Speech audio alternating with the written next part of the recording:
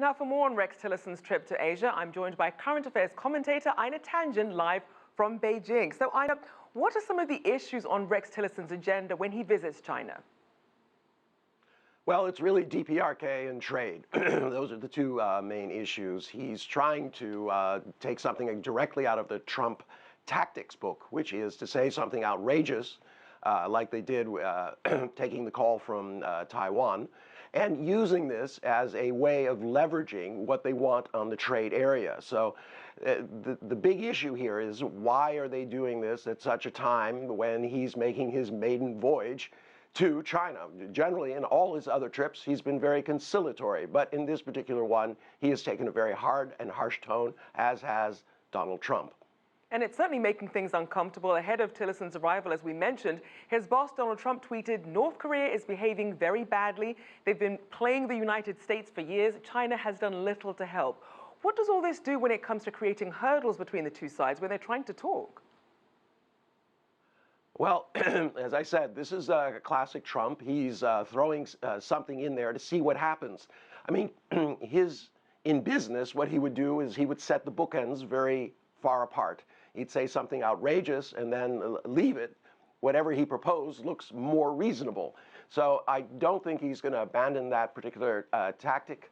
And this is just a forerunner of how he wants to shape the meeting as it comes up with Xi. Now, let's look at the big picture. How significant is Tillerson's China trip to the overall China-U.S. relations, as well as you mentioned, the upcoming meeting between Chinese President Xi Jinping and Donald Trump? Well, you'll notice that there's a real difference between the people who work for Donald Trump and Donald Trump himself. In this particular case, they seem to be talking from the same book. But when it comes to negotiation, there is only one person in Donald Trump's eyes who can do that kind of deal, and that is him. So Rex is in a difficult position because he does not have his team in place. He is sometimes thwarted in his efforts to represent the United States by Trump's son-in-law, and he's trying to feel out exactly how far he should be going. So I think in the playbook, in the end, they're trying to use this effort to heighten tensions between U.S. and China, paint China as the bad actor, or at least the supporting bad actor in this particular things. And as I said, this all goes back to how he wants to deficit fund defense spending and also infrastructure in the U.S. He needs a reason, and perhaps this is the one. Now, what about Chinese companies? Should they be concerned about possible U.S. sanctions if China's stance on Pyongyang stays unchanged? Well, I don't think it's going to be a broad-based one. This is not about putting up his tariff war or anything like wall or anything like that. This is going to be targeted at any company in China that the U.S. says or has evidence to suggest has any dealings with the DPRK.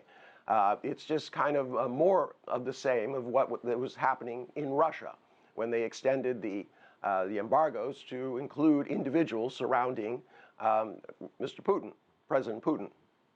Now, another issue, obviously, tensions between China and South Korea over the THAAD anti-ballistic missile system. What do you see as perhaps potential solutions in that regard?